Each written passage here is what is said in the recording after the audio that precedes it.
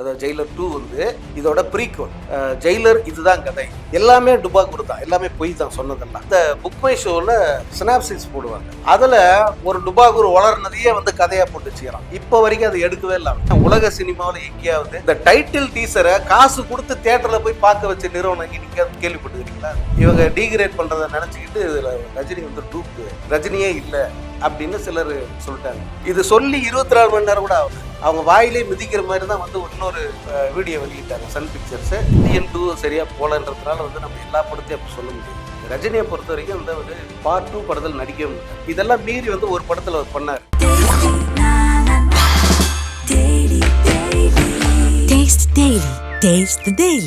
Hi hello திரைமுறை நேயர்கள் எல்லாருக்கும் வணக்கம். இன்னைக்கு நமக்கான சினிமா தகவல்களை தருவதற்காக நம்ம கூட இருந்திருக்காரு சங்கர் சார் அவர்கள் தான். சார் வணக்கம் சார். வணக்கம். நல்லா இருக்கீங்க சார்? நல்லா இருக்கும். ரஜினி சாரோட ஜெயிலர் 2வோட ப்ரோமோ ரிலீஸ் ஆச்சு. அது நிறைய பேர் டூப்புன்னு சொன்னாங்க, ஃபர்ஸ்ட் நடிச்சவங்கலாம் இதுன்னு சொன்னாங்க. இப்போ அடுத்த கட்டமா என்ன சொல்லியிருக்காங்க அப்படின்னா, அந்த படத்தோட ப்ரொடக்ஷன்ல இருந்தே ஒரு போஸ்டர் ஒன்று ரிலீஸ் பண்ணியிருக்காங்க. இது வந்து இத்தனை லாங்குவேஜ் ரிலீஸ் ஆக போகுது, தமிழ் இங்கிலீஷும் சேர்த்துருக்காங்க.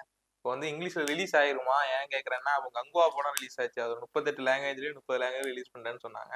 இப்போ இவங்களும் அதே மாதிரி நிறைய லாங்குவேஜ் ரிலீஸ் பண்ணணும்னு சொல்றாங்க. அத்தனை லாங்குவேஜ் ரிலீஸ் ஆகுமா? அதாவது சன் பிக்சரை பொறுத்த வரைக்கும் வந்து அவங்க ஒரு விஷயத்த அறிவிச்சா நிச்சயமா செய்வாங்க அப்படின்னு அர்த்தம்.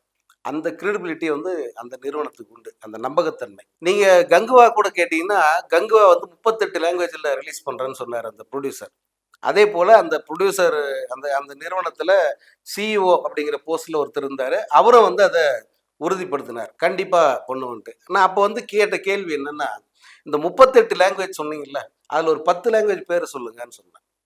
கடைசி வரைக்கும் சொல்லவே இல்லை. அப்புறம் படம் ரிலீஸ் ஆகுது. படம் ரிலீஸ் டைம்ல சொல்றாங்க 10 லாங்குவேஜ் ரிலீஸ் பண்ணுவோம்னாங்க. சரி, அந்த 10 லாங்குவேஜாவது சொல்லுங்க, இல்ல அறிவிச்சிருங்கன்னு சொன்னா அதையும் அறிவிக்கலாங்க. கடைசியில் அவங்க ரிலீஸ் பண்ணது தமிழ், தெலுங்கு, ஹிந்தி, இதில் மட்டும்தான் அந்த படம் ரிலீஸ் ஆச்சு. மற்ற எல்லா இடத்துலையும் இங்கிலீஷ் சப்டைட்டில் போட்டு வந்து படத்தை ரிலீஸ் பண்ணாங்க. பட் ரிலீஸ் வந்து வைட் ரேஞ்ச் ரிலீஸ், அதை வந்து யாரும் மறுக்கல, பெரிய அளவுக்கு ரிலீஸ். ஆனால் சொன்னதை அவங்க செய்யலை. பட் இந்த படம் வந்து சன் வந்து அப்படி கிடையாது. சன் சொன்னால் கரெக்டாக சொன்னதை செய்வாங்க. இப்போ அதை ஆங்கிலத்தில் இந்த படத்தை வந்து வெளியிடுறேன்னு சொன்னால் நிச்சயமாக ஆங்கிலத்தில் டப் பண்ணி அவங்க வந்து ரிலீஸ் பண்ணுவாங்க. அந்த கெப்பாசிட்டி உள்ள ஒரு நிறுவனம். சன் எப்பயுமே ஒரு ஒரு விஷயத்த சொல்லிட்டே செய்வோம். ஒரு குப்பை படம், இந்த படத்தை சுமாராக தான் இது அப்படின்னு நீங்கள் நினச்சாக்கா, இந்த படத்தை நான் சூப்பர் டூப்பர் ஹிட் ஆக்கி காட்டுறேன் பாருன்னு சொல்லிட்டே செய்வாங்க. அப்படி அவங்க செஞ்ச படம் தான் முதல் படம், காதலில் விழுந்தேன்னு ஒரு படம். அந்த படம் நீங்கள் இப்போ பார்த்தீங்கன்னா, என்னடா இவ்வளோ அபத்தமாக இருக்குது, எப்படி அந்த படத்தை பார்த்தாங்க அப்படின்னு தான் உங்களுக்கு தோணும். ஆனால் சன் பிக்சர் பண்ண அந்த மார்க்கெட்டிங், சன் அந்த படத்தை ரிலீஸ் பண்ண விதம், யாராவது வந்து ஒரு தினசரியில் தலைப்பு செய்தியை போடுவாங்களா? இந்த காதலில் விழுந்தேன் படம் ரிலீஸை சன் பிக்சர்ஸ் வந்து செய்தித்தாளில் தலைப்பு செய்தியை போட்டாங்க. சன் டிவியில் வந்து தலைப்பு செய்தியாவே சொன்னாங்க. அதனுடைய விளைவு என்னன்னா, அது ரொம்ப ரொம்ப சின்ன படம், ரொம்ப சாதாரணமான படம். அந்த படம் வந்து மிகப்பெரிய பிளாக் பஸ்டர் படமாக மாறுச்சு. அதுதான் அவங்களுடைய மார்க்கெட்டிங் உத்தி. அந்த மாதிரி வந்து இந்த படத்தை பண்ணுவாங்க அவங்க. நீங்கள் வந்து இந்திய சினிமாவில், ஏன் உலக சினிமாவில் எங்கேயாவது ஒரு படத்தோட டைட்டில் வெளியிடுறாங்க, டைட்டில் டீசர் அதுக்கு பேர். இந்த டைட்டில் டீசரை காசு கொடுத்து தியேட்டரில் போய் பார்க்க வச்ச நிறுவனம் நீங்கள் கேள்விப்பட்டுக்கிறீங்களா? சன் பிக்சர் அதை பண்ணாங்க. இந்த டைட்டில் டீசருக்கு 50 ரூபாய் டிக்கெட் வாங்கிட்டு போய் கமலா தியேட்டரில் படம் பார்த்த ரசிகர்கள் ஆயிரக்கணக்கில் இருக்காங்க. ஸோ அந்த மாதிரி எடுத்த எடுப்புலேயே அதை பார்த்துட்டு எல்லாருமே மிரண்டு போயிட்டாங்க. நீங்கள் நார்த் இந்தியாவில் இந்த படத்தை இந்த ப்ரோமோ ரிலீஸ் பண்ணாங்க பாருங்க, நார்த் இந்தியாவில் அத்தனை தேட்டரும் ஹவுஸ்ஃபுல். ஏதோ நம்ம சும்மா ரஜினி பண்ணுறதுக்கெல்லாம் நம்ம சொல்ல, அன்னைக்கு வந்து ஒரு ஷோ தான் போட்டிருந்தாங்க இந்த ப்ரோமோவுக்கு. இந்த ஒரு ஷோவுக்கு வந்து ஹவுஸ்ஃபுல் ஆன உடனே ஷோஸ் எக்ஸ்டெண்ட் பண்ணுறாங்க. ஒரு காம்ப்ளெக்ஸில் 4 ஷோ போடுறாங்க. இந்த டைட்டில் டீசருக்காக 4 ஷோ போடுறாங்க. அப்படின்னா இதுக்கு எதிர்பார்ப்பு எப்படி இருக்கு பாருங்க. இது ரிலீஸ் ஆன பிறகு வந்து இன்னும் மிகப்பெரிய ஒரு எதிர்பார்ப்பு ஆயிடுச்சு. அப்போதான் வந்து ஏதோ இந்த படத்தை இவங்க டீகிரேட் பண்ணுறதை நினச்சிக்கிட்டு இதில் ரஜினி வந்து டூப்பு, ரஜினியே இல்லை அப்படின்னு சிலர் சொல்லிட்டாங்க. இது சொல்லி 24 மணி நேரம் கூட ஆகல. அவங்க வாயிலே மிதிக்கிற மாதிரி தான் வந்து இன்னொரு ஒரு வீடியோ வெளியிட்டாங்க சன் பிக்சர்ஸு. அது மேக்கிங் வீடியோ. இதுவும் கூட தமிழ் சினிமாவுக்கே புதுசு. ஒரு ப்ரொமோவை எடுக்கிறாங்க, இந்த ப்ரொமோவை ஒரு மேக்கிங் வீடியோ எடுக்கிறாங்க, இந்த மேக்கிங் வீடியோவை ரிலீஸ் பண்ணுறாங்க. ஏன்னா இதில் டூப்புன்னு எப்படி சொல்லலாங்க? ஏன்னா ரஜினிகாந்துக்கு அந்த ப்ரொமோவில் வந்து பெரிய வேலையெல்லாம் ஒன்றும் இல்லை, அவர் வந்து போறாரு அவ்வளோதான். அதை வந்து அந்த அளவுக்கு வந்து ஒரு ஹை ஆக்டேன் ஆக்ஷன் காட்சியாக மாற்றிருக்கார் டைரக்டர். இதில் டூப் போட வேண்டிய அவசியம் என்ன இருக்கு? இன்னொன்று பார்த்தீங்கன்னா, அந்த ப்ரொமோவில் ரஜினியோட பேக் போர்ஷன் தான் காட்டுவாங்க, பின்பக்கத்தை மட்டும் தான் காட்டுவாங்க. கடைசியில் இந்த பிளாஸ்ட்டுக்கு அப்புறம் தான் அவர் ஃபேஸை காட்டுவாங்க. அது கான்செப்ட் அதுதான். ஏன்னா எடுத்த உடனே ரஜினி மூஞ்சை காமிச்சிட்டா என்ன பெரிய ஈர்ப்பு இருக்கும், அதுக்காக டைரக்டர் அதை பண்றாரு. இவனுங்க என்னடான்னா மூஞ்சியே பார்க்க ரஜினியோட மூஞ்சியே இல்லை, ரஜினி அந்த பின்பக்கத்தை தான் காட்டுறாங்க, யாரா ஒருத்தரை வந்து நடக்க விட்டாங்க அப்படின்னு எல்லாரும் சொல்லிட்டாங்க. ரஜினி எப்படி வராரு, அவருடைய அந்த ஃப்ரண்ட் லுக் எப்படி இருக்குன்றதெல்லாம் வந்து மேக்கிங் வீடியோவில் போட்டு காமிச்சிட்டாங்க. அதான் சன் பிக்சர்ஸ் கூட வச்சுக்காத விளையாடாத அப்படின்னு அர்த்தம் இருக்கு. ஜெயிலர் 2 அப்படின்னு ரிலீஸ் பண்றாங்க. இப்போ சமீபத்தியம் வந்து பார்ட் 2 படங்கள் எதுவுமே பெரிய லெவலில் வெற்றி அடையல. இப்போ அந்த மாதிரி ஜெயிலர் 2வும் வெற்றி அடையாம போயிருமோ அப்படின்னு சொல்லிட்டு ஃபேன்ஸ்லாம் கொஞ்சம் இதா இருக்கிறாங்க. அப்படி சொல்ல முடியாது. அதாவது இந்தியன் 2 சரியா போலன்றதுனால வந்து நம்ம எல்லா படத்தையும் அப்படி சொல்ல முடியாது. இப்போ ரஜினியை பொறுத்த வரைக்கும் மற்றவங்களுக்கு விட்டுருங்க, ரஜினியை பொறுத்த வரைக்கும் இந்த ஒரு பார்ட் 2 படத்தில் நடிக்கவே மாட்டார்.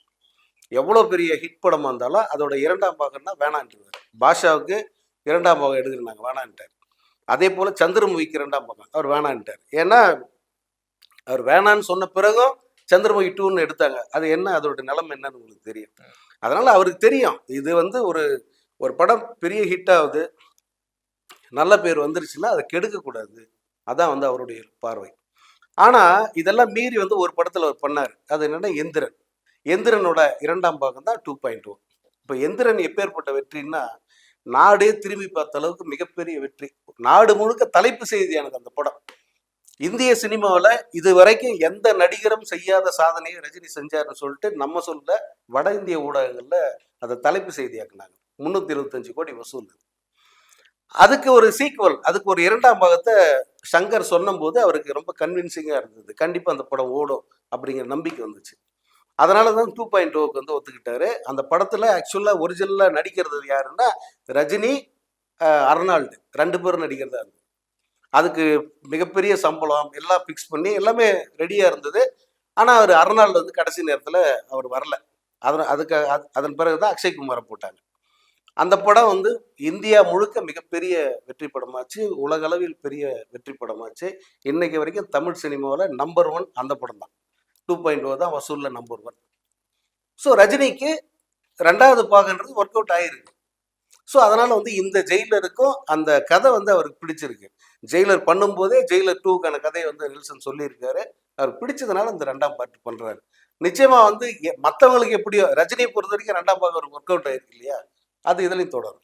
இப்போ 2.0 நீங்க ஒர்க் அவுட் ஆயிருக்குன்னு சொல்றீங்க. ஆனா ஃபேன்ஸ் மத்தியில, மக்கள் மத்தியில பாத்தீங்கன்னா அது பெரிய வசூல் அடைஞ்சாலும் அந்த கதைக்களம் வந்து ஓரளவுக்கு நல்லா இல்ல அப்படிங்கிற மாதிரி ஒரு பேச்சு அடிபட்டது. அதே மாதிரி ஜெயிலர் 2வும் அந்த மாதிரி வரும் அப்படிங்கிற மாதிரி கதைக்களம் நல்லா இல்லை, பிடிக்கல அப்படின்னா எப்படி அவ்வளோ வசூல் வரும்? எப்படி அப்படி ஓடும்? பிரம்மாண்டத்துக்காண்டி போய் பார்த்துருக்காங்க. அதுதான் ஏதோ அதாவது ஒரு படத்துல பார்க்க வைக்கிற அம்சம் ஏதாவது இருக்கு இல்லையா, அது நிச்சயமா அந்த படத்துல இருந்தது. அதனாலதான் பார்த்தாங்க ஜனங்க. இந்த ஜெயிலர் வந்து எப்படி கொண்டாடினாங்க, மற்ற மொழிகள் எப்படி கொண்டாடினாங்கிறதெல்லாம் நான் கண் கூட பார்த்துருக்கேன். ஜெயிலர் படத்துக்கு அந்த அளவுக்கு பெரிய ஒரு வரவேற்பு இருந்தது. இந்திய சினிமா பார்க்காத ஒரு மிகப்பெரிய வசூல் பாய்ச்சல் நிகழ்த்துச்சு இந்த படம்னு சொல்லிட்டு தியேட்டர் ஓனர் சொன்னாங்க, தயாரிப்பாளர் சொல்ல. திரையரங்க உரிமையாளர்கள் சங்கமே வந்து அபிஷியலா அறிக்கை விட்டதே இந்த படத்துக்கு தான். எனக்கு தெரிஞ்சு வேற படத்துக்கு அவங்க அப்படியெல்லாம் அறிக்கை கொடுத்ததை நான் பார்க்கல. 100 ஆண்டு சினிமாவில் இதுவரை பார்க்காத ஒரு பெரும் வசூலை நிகழ்த்தது இந்த படம் ஜெயிலர் அப்படின்னு சொல்லிட்டு அவங்க அறிக்கை கொடுத்தாங்க. ஸோ அந்த மாதிரி ஒரு வசூல் தாக்கத்தை ஏற்படுத்தின ஒரு படம் 2ஆம் பாகம் வரும்போது நிச்சயமா பெரிய எதிர்பார்ப்பு இருக்கும். அதை பூர்த்தி செய்யற மாதிரி பண்ணா போதும். அவங்க ஜெயிலர் 2 வந்து ஜெயிலர் 1 கண்டினியூட்டின்னு சில பேர் சொல்றாங்க. இல்ல அப்படின்னா இது வந்து டோட்டலா வேறுபட்ட கதை அப்படின்னு சொல்றாங்க. இதுல எது சார் உண்மை? கண்டினியூட்டியா இல்ல டோட்டலா வேறுபட்ட கதையா இருக்குமா சார்? ஆக்சுவலா வந்து இது ஜெயிலர் 1, ஜெயிலர் முதல் பாகம் இருக்கு இல்லையா, அதுல வந்த கதைக்கு முன்னாடி என்ன நடக்குது அப்படிங்கிறது தான் இந்த படம் அப்படின்னு சொல்றாங்க. அதாவது ஜெயிலர் 2 வந்து இதோட ப்ரீக்வல். இது முன்ன வந்த படத்தோட அதுக்கு முன்ன இருந்து எப்படி இவர் திகார் ஜெயில அதிகாரியா இருந்தாரு, எப்படி மோகன்லால் வந்து இவருக்கு நல்ல நண்பரா மாறுறாரு, அல்லது சிவராஜ்குமார் எப்படி இவர் என்ன சொன்னாலும் கேட்குற அளவுக்கு மாறுறாரு, இந்த மாதிரியான விஷயங்கள் தான் அந்த 2ஆம் பாகத்துல அப்படின்னு முதல்ல சொல்லியிருந்தாங்க. பட் இப்போ வர்றத பார்க்கும்போது வந்து ஒருவேளை இது ஏதாவது மாறி இருக்குமோ அப்படின்ற ஒரு சந்தேகம் இருக்கு. ஒருவேளை அந்த கடைசி இந்த வில்லன் சொல்லியிருப்பாப்ல, அது பெரிய ஆமா நெட்வொர்க்கு. ஆமா இது பெரிய நெட்வொர்க்கு எங்கெங்கிருந்தோ வருவாங்க அப்படியெல்லாம் சொல்றாரு இல்லையா? அப்படி எங்கெங்கிருந்தோ வர்ற அந்த கூட்டத்தை எப்படி சமாளிக்கிறாரு? அந்த பிரச்சனைகளை எப்படி சமாளிக்கிறாரு? ஏன்னா இதுல கெட்டப் பார்த்தீங்கன்னா, ஜெயிலர் கெட்டப் அப்படியே தான் ஆ. இருக்காரு. ஒருவேளை இது ப்ரீக்வல் அப்படின்னா, அந்த இளமையான ரஜினி தோற்றம் வந்திருக்கணும். இதுல இல்ல. அதனால ஒருவேளை இது அப்படியே டைரக்ட்டா அதோட தொடர்ச்சியா வருமோ? அது சொல்ல முடியாது. ஏன்னா எதுவுமே வந்து டைரக்டர் கையில தான் இருக்கு. இன்னொன்னு இந்த ஜெயிலர் கதைன்னு சொல்லிட்டு நெறைய கதைகள் விட்டிருந்தாங்க. நீங்க 2023ஆம் வருஷம் போய் பார்த்தீங்கன்னா, ஜெயிலர் இதுதான் கதை. ஜெயிலர்ல இப்படித்தான் ரஜினி வராரு. ஜெயிலர்ல இதுதான் பிளாட் அப்படின்ட்டு நெறைய பேர் சொல்லியிருந்தாங்க. எல்லாமே டுபாக்கூர் தான். எல்லாமே பொய் தான் சொன்னதெல்லாம். ஆனா என்ன பண்ணான்னா, இந்த புக் மை ஷோல சினாப்சிஸ் போடுவாங்க. இது ஒரு படத்த போட்டு, இந்த படம் தான் கதை. இதுதான் நாட் அப்படின்னு போடுவான்ல. அதுல ஒரு டுபாகூர் வளர்னதையே வந்து கதையா போட்டு வச்சுக்கிறான். இப்ப வரைக்கும் அது எடுக்கவே இல்ல அவன். இப்ப வரைக்கும் புக் மை ஷோல அவன் ஏதோ உளறியிருக்கான் பாருங்க, அதுதான் கதைன்னு போட்டிருக்கான். என்ன கதை தெரியுமா சொல்லியிருந்தாங்க? இன்டர்நேஷனல் கைதி ஒருத்தன் ஜெயில்ல மாட்டிக்கிறான். அவன அங்கிருந்து எப்படி வந்து தப்பு வைக்கிறார் ரஜினி, அதுதான் கதை அப்படின்னு சொல்லிட்டானுங்க. அதத்தாங்க இப்ப வரைக்கும் இருக்கு இதுல கதைன்னு சொல்லிட்டு. அந்த மாரி ஆளாளுக்கு ஒரு கதை வந்து சொல்றாங்க. நம்ம அப்படியெல்லாம் எதுவும் கதை சொல்ல வேணாம். அது என்ன கதையோ வரும்போது பார்த்துக்கலாம்.